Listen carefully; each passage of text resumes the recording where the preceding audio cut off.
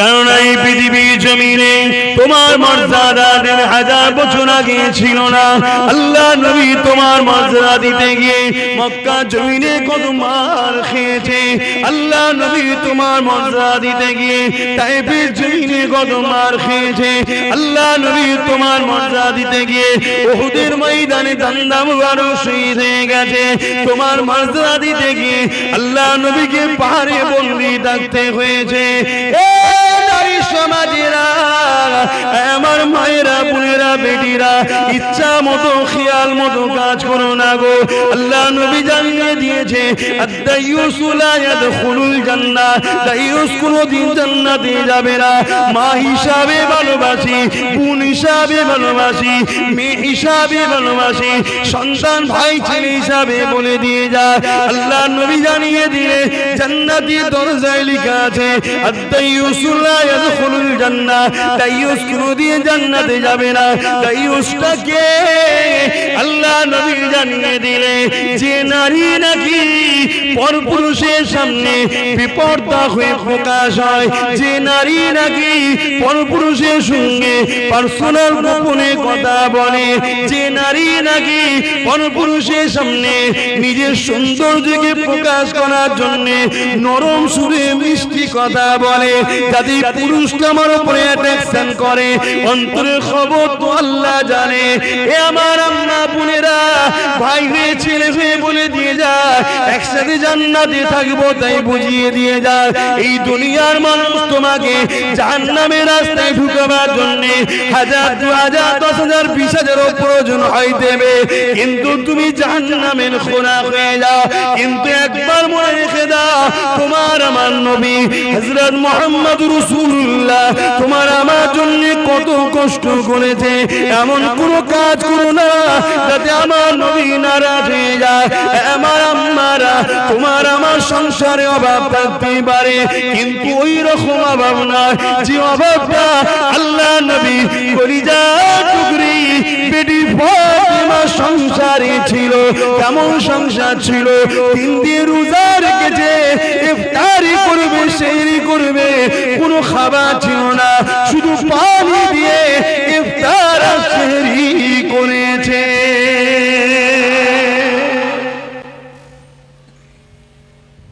মা বোনেরা, বাপ ভাইরা, তোমরা কি চাও বাপগুলো মেয়েগুলো জাহান্নামে হোক? ভাইগুলো চাও তোমাদের মাগুলো জাহান্নামে যাক, বউগুলো জাহান্নামে যাক? চাও? যদি না চাও তো বুঝাও না কেন, পর্দা করতে হবে। দুনিয়া চাইবে উলঙ্গ করতে, অর্থাৎ দুনিয়ায় শয়তানের যারা, ইবলিস শয়তানের অনুসারী যারা, তারা চাইবে উলঙ্গ করতে। বলবে এই মুল্লাদের কথা শুনিনি, ও সব আনকালচার, ওরা কিছু বোঝে নাকি বলবে। 2 দিন পরে তারাই আবার আমাদের সামনে এসে বলবে বন্ধ করো, পর্দা ছাড়া হয় নাই। 2 দিন পর তারা আবার বলবে। এই যুবকরা, আমার রজ খারাপ হচ্ছে।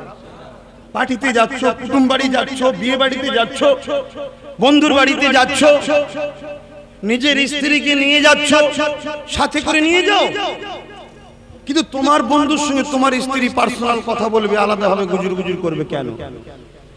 তোমার স্ত্রীকে বেপরদায় নিয়ে যাচ্ছ কেন? এই কথা শুনে দূরে কাছে কিছু দুপায়ে পশু ভাবতে পারে, যারা নারীগুলোর চোখের নেশা, চোখের জেনা করে যারা, তারা ভাবতে পারে সব মোল্লাদের দ্বারা এই দুনিয়ায় কিছু হয়, সব আদিম যুগের লোক এরা, এইসব বোঝে। এখন দুনিয়া কত আগে, মেয়েরা প্লেন চালাবে, ট্রেন চালাবে, বাইক চালাবে, রেস খেলবে, কে বলবে না? বলবে না। মা বাপেরা ইসলাম কোন জায়গায় বাধা দেয়নি, শুধু 2টো জিনিস বলেছে, তুমি দামি জিনিস চোরের পাশে থেকো না, চুরি হয়ে যাবে, আর নিজেকে ঢেকে রাখো, তোমার দামি সম্পদ যেন কোনো লোভ লালসার লোক যেন দেখতে না পেয়ে যায়, তাহলে কিন্তু চক্রান্ত চালাবে, চুরি করার। বুঝছেন? আমি একা বলে গেলে হবে? বছর 1বার 2বার এসে আপনাদেরও তো একটু বুঝাতে হবে। আমরাই তো তাদেরকে মডার্ন করছি, চলো মিছিলে যেতে হবে, মিটিংয়ে যেতে হবে, আমি যাব, তুমি যাব, 1000, 2000 সংসারে বাড়বে। কি আমরাই তো করছি। বেজার হচ্ছেন?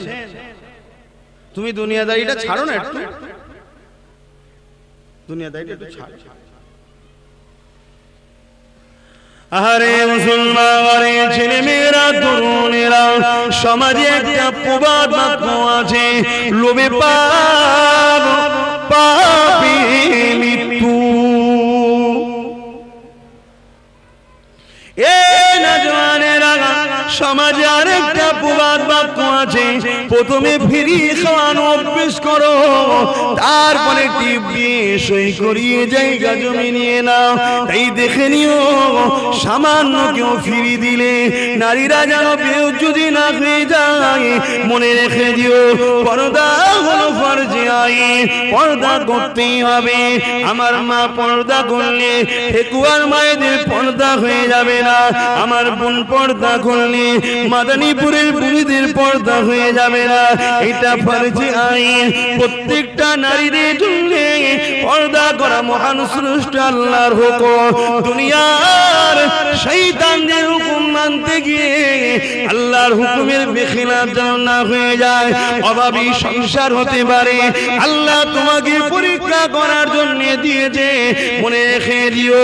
এই দুনিয়া জমিনেতে আমার রাসূলুল্লাহ যাকে আল্লাহ দোনো জাহানের বাদশাহী দিয়েছে, যার জন্য জমিন আসমান কায়নাত তৈরি করেছে, সেই নবী ফাতেমার ঘরের খবর তো জানো। একদিন নবী পাক ফাতেমার ঘরে গেলে ফাতেমাকে সালাম দিয়ে বললেন, ফাতেমা রে, তোমার ঘরে কি কিছু খাবার আছে? ফাতেমা তখন বলতে লাগলে, আব্বা জান আপনি বসুন, আমি খাবারের ব্যবস্থা করে দিচ্ছি। এমন সময় দেখা যায় হযরত ফাতেমা ঘরে গেলে নামাজের মুসাল্লা বিছিয়ে দিলে, দূরে কার শুকরিয়া নামাজ পড়তে লাগলে, দূরে কার নফল নামাজ পড়ে নিয়ে আল্লাহ পাকের কাছে শুরু হাত তুলে দোয়া করে আর চোখের পানি ফেলে ফেলে বলে, ও আমার আল্লাহ, 3 দিন ফাতেমার খাওয়া হয়নি, হাসান হুসাইনের 3 দিন খাওয়া হয়নি, সিরালির 3 দিন খাওয়া হয়নি। আল্লাহ তুমি যাতে রাজি আমরা তাতে রাজি। 3 দিন খাওয়া হয়নি বলে খুশি নয়, 3 দিন হাসান হোসেন খাইনি বলে খুশি নয়, 3 দিন আলী খাইনি বলে খুশি নয়। কিন্তু আল্লাহ আজকে আমার ঘরে এমন একজন মেহমান এসেছে, আখিরি জামানার নবী, তিনি যদি জানতে পারে ফাতেমা সংসারে এত কষ্ট, বেতির কষ্ট শুনে মনে কষ্ট পেয়ে যাবে। আপনার কাছে আরজু আল্লাহ, আপনার কষ্টর জন্য কিছু খাবারের ব্যবস্থা করে দিন। এই যুবকেরা জান্নাত থেকে খাঞ্চা ভরা খাবার চলে আসলো। আমি মূল যেটা বুঝাতে লাগছি, 3 দিন ছোট্ট হাসান হোসেনও খাইনি বাচ্চাগুলো, তথাপি আল্লাহর উপরে অখুশি না। দুটো চোখ দিয়েছে, এই শুকরিয়া আদায় করো। দুটো পা দিয়েছে, শুকরিয়া আদায় করো। দুটো হাত দিয়েছে, শুকরিয়া আদায় করো। মা দিয়েছে, বাপ দিয়েছে, কিডনি দিয়েছে, হার্ট দিয়েছে, রূপ দিয়েছে, যৌবন দিয়েছে, শুকরিয়া আদায় করো। একটু না হয় অভাবী সংসার, তা বলে আল্লাহকে অখুশি করবে? হ্যাঁ, কেউ বললো ফর্ম ফিল আপ করতে হবে তবে লোন দেওয়া হবে, মহিলা ছাড়া লোন দেওয়া হবে না, এমন ষড়যন্ত্র চলছে। মহিলা এক তো সুদ ইসলামে হালাল না হারাম? একটু বলবেন না, সুদ নেন নাকি? বেকার ওয়াজ করে লাভ নেই, বেরিয়ে মনে হচ্ছে কষ্ট পেয়েছে। সুদের কথা বললে কষ্ট হবে। মাঝে মাঝে ভাবি, সামান্য একটুখানি ক্ষণস্থায়ী আরামের জন্য আমরা কত বড় বিপদের রাস্তায় যাচ্ছি বুঝতে পারছি না। সুদ হালাল না হারাম? সমাজে বড় প্ল্যান করে আমাদের ইসলামে যেটাকে হারাম সেটা ইসলামের অনুসারীদের মধ্যে ঢুকাবার জন্য একদল শয়তানের চেলারা চেষ্টা করছে না করেনি? এবার এই কথাটা যখন বলবো, শয়তানের চেলারা আমাকে রুটার চেষ্টা করবে না করবে না? করছে। কারো নাম বলেছি, কোন দলের কথা বলেছি, তারপরেও যখন দেখবেন কেউ বলবে জানবেন ওই সেই শয়তানের চালা, বুঝলি? মনে মনে শুধু চিনে নেবেন আর দূরে থাকবেন, কথা বাড়াতে যাবেন না, ঝগড়াই যাবেন না। কথা বুঝছেন না? চিনে নিন শুধু। আল্লাহ নবী কত কষ্ট করেছে এই অসৎকে বন্ধ করতে গিয়ে। আজকে সুদের জন্য হাজারো হাজারো কৃষক আত্মহত্যা করে ফেলছে। যদি সুদ না থাকতো তাহলে কৃষককে আত্মহত্যা করতো। সুদ সিস্টেমটা কত জঘন্য, বুঝতে পারছেন? কত জঘন্য কাজ ইসলাম হারাম করেছে। খবরদার, আজকে প্ল্যান চলছে বেশ কিছু দেশে, এমন সিস্টেম করে দিয়েছে যে নারী ছাড়া লোক সুদ দিয়ে হবে না, নারীদের যেতে হবে। লাস্টে যে ম্যানেজার সাহেবের পাশে বসে ফর্ম ফিল আপ করছে, কই গো তোমার মুখটা তোলে একটু ফটোর সঙ্গে মিলিয়ে দেখি।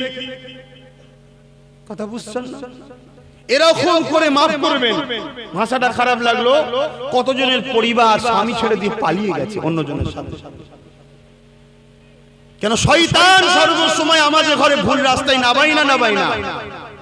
তাই বলে দিই বাপ ভাইরা, মেহনত করুন, খাটুন। ভ্যান চালাতে লজ্জা লাগে, মুটেগিরি করতে লজ্জা লাগে, দূরে চলে যান, যে সেখানে কাজ করুন। মাথার ঘামকে পায়ে ফেলে হালালের রুজি খান, সুদ আর ভিক্ষা নেবেন না। ভিক্ষা ইসলামে অপছন্দ করে আল্লাহ। কথা বুঝছেন না? বুঝলেন না? কষ্ট করুন, মেহনত করুন, দুদিনে বেশি দিনের দুনিয়া নয়। দেখছেন তো বাপ দাদু সব চলে গেল, কত গেল? 50, 60, 70, 80, 90, 100, বেশি দিন হয় না তো। 70, 80, 100 সব চলে যাচ্ছে তো, এর চেয়ে বেশি পাচ্ছে না তো। আমরাও তো চলে যাব। অনুরোধ করে যাচ্ছে আমার ভাইদের, যুবকদের, বোঝার একটু চেষ্টা করেন, একটু বোঝার চেষ্টা করেন।